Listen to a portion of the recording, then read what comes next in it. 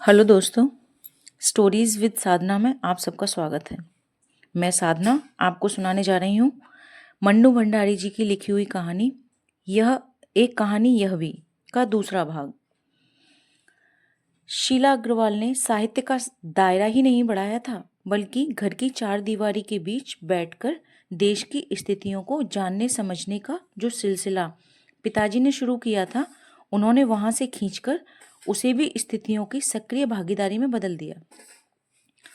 सन 46-47 के दिन वे स्थितियां, उसमें वैसे भी घर में बैठे रहना था संभव भला। प्रभात फेरियां, हड़तालें, जुलूस, भाषण, हर शहर का चरित्र था और पूरे दमखम और जोश खरोश के साथ इन सब से जुड़ना हर युवा का उन्माद।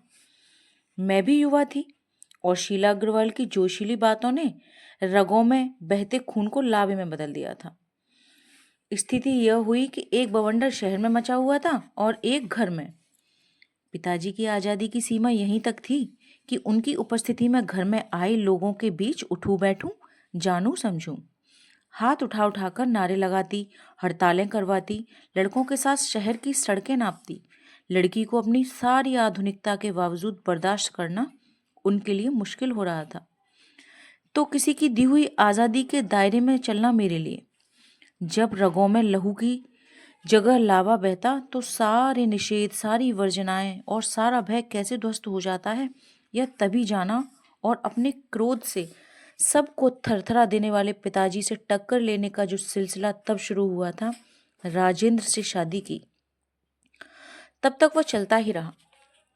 यश कामना, बल्कि कहूं कि यश लिप्सा पिताजी की सबसे बड़ी दुर्बलता थी और उनके जीवन की धुरी था यह सिद्धांत कि व्यक्ति को कुछ विशिष्ट बनकर जीना चाहिए, कुछ ऐसे काम करने चाहिए कि समाज में उसका नाम हो, सम्मान हो, प्रतिष्ठा हो, वर्चस्व हो।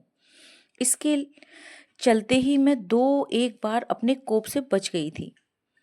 एक बार कॉलेज से प्रिंसिपल का पत्र आया कि पिताजी से आकर मिलें और बताएं कि मेरी गतिविधियों के कारण मेरे खिलाफ अनुशासनात्मक कार्रवाई क्यों न की जाए।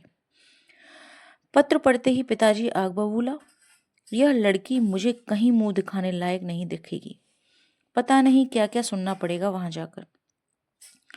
4 बच्चे पहले भी पढ़े, किसी ने ये दिन नहीं दिखाया। गुस्से में भन्नाते हुए वो गए। लौटकर क्या कहर बरपा होगा इसका अनुमान था। सो मैं पड़ोस के एक मित्र के यहाँ जाकर बैठ गई। माँ को कह दिया कि लौटकर बहुत कुछ गुबार निकल जाए तब बुला लेना। लेकिन जब माँ ने आकर कहा कि वे तो खुश ही हैं, चली चल, तो विश्वास नहीं हुआ। गई तो, लेकिन डरते डरते। सारे कॉलेज की लड़कियों पर इतना रौब है तेरा, सारा कॉलेज तुम 3 लड़कियों के इशारे पर चल रहा है। प्रिंसिपल बहुत परेशान थी और बार बार आग्रह कर रही थी कि मैं तुझे घर पर बिठा लूं, क्योंकि वे लोग किसी तरह डरा धमका कर, डांट डपट कर लड़कियों को क्लासों में भेजते हैं, और अगर तुम लोग एक इशारा कर दो तो सारी क्लास छोड़कर बाहर आ जाओ तो सारी लड़कियां निकलकर मैदान में जमा होकर नारे लगाने लगती हैं। तुम लोगों के मारे कॉलेज चलाना मुश्किल हो गया है उन लोगों के लिए। कहाँ तो जाते समय पिताजी का मुंह दिखाने से घबरा रहे थे और कहाँ बड़े गर्व से कहकर आए हैं कि यह तो पूरे देश की पुकार है, इस पर कैसे कोई रोक लगा सकता है भला। बेहद गदगद स्वर में पिताजी यह सब सुनाते रहे और मैं अवाक। मुझे न अपनी आंखों पर विश्वास हो रहा था न कानों पर यह हकीकत थी। एक घटना और, आजाद हिंद फौज के मुकदमे का सिलसिला था। सभी कॉलेजों, स्कूलों, दुकानों के लिए हड़ताल का आह्वान था। जो नहीं कर रहे थे, छात्रों का एक बहुत बड़ा समूह वहां जा जाकर हड़ताल करवा रहा था। शाम को अजमेर का पूरा विद्यार्थी वर्ग चौपड़ मुख्य बाजार का चौराहा पर आकर इकट्ठा हुआ और फिर हुई भाषणबाजी। इस बीच पिताजी के एक निहायत दकियानूसी मित्र ने घर आकर अच्छी तरह पिताजी की लू उतारी। अरे, उस मन्नू की तो मत मारी गई है, पर भंडारी जी आपको क्या हुआ? ठीक है, आपने लड़कियों को आज़ादी दी है, पर देखते आप जाने कैसे कैसे उल्टे सीधे लड़कों के साथ हड़तालें करवाती, हुड़दंग मचाती फिर रही है। आपके घरों की लड़कियों को यह शोभा नहीं देता है।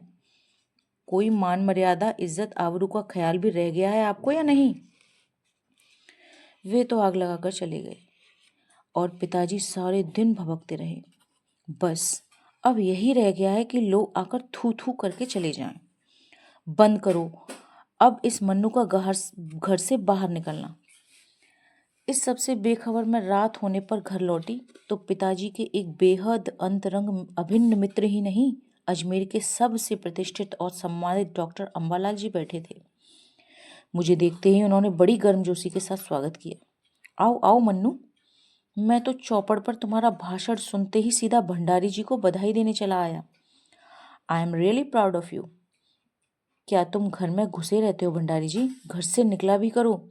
You have missed something. और वे धुआंधार तारीफ करने लगे। वे बोलते जा रहे थे और पिताजी के चेहरे का संतोष धीरे धीरे गर्व में बदलता जा रहा था। भीतर जाने पर माँ ने दोपहर की गुस्से वाली बात भी बताई तो मैंने राहत की सांस ली। आज पीछे मुड़कर देखती हूँ तो इतना तो समझ में आता ही है कि क्या तो उस समय मेरी उम्र थी और क्या मेरा भाषण रहा होगा। यह तो डॉक्टर साहब का स्नेह था जो उनके मुंह से प्रशंसा बनकर बह रहा था। यह भी तो हो सकता है कि आज से 50 साल पहले अजमेर जैसे शहर में चारों ओर से उमड़ती भीड़ के बीच एक लड़की का बिना किसी संकोच और झिझक के यूं धुआंधार बोलते चले जाना ही इसके मूल में रहा हो। पर पिताजी कितनी तरह के अंतर विरोधों के बीच जीते थे। वे एक और विशिष्ट बनने और बनाने की प्रबल लालसा तो दूर, अपनी सामाजिक छवि के प्रति भी उतनी ही सजग था। पर क्या वह संभव है? क्या पिताजी को इस बात का बिल्कुल भी एहसास नहीं था कि इन दोनों का तो रास्ता ही टकराहट का है? सन 47 के मई महीने में शीला अग्रवाल को कॉलेज वालों ने नोटिस थमा दिया, लड़कियों को भड़काने और कॉलेज का अनुशासन बिगाड़ने के आरोप में। इस बात को लेकर हुड़दंग न मचे, इसीलिए जुलाई में 3rd ईयर की क्लासेस बंद करके हम 2-3 छात्रों का प्रवेश निषिद्ध कर दिया।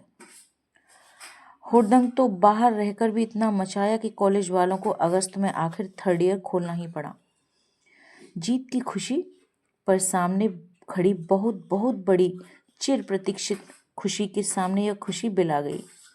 शताब्दी की सबसे बड़ी उपलब्धि 15 अगस्त 1947। दोस्तों, ये कहानी यहीं ख़त्म होती है और आप मुझे कमेंट करके बताएं ये कहानी आपको कैसी लगी और आप आगे कौन सी कहानी सुनना चाहते हैं उसे भी कमेंट में लिखकर बताएं। धन्यवाद।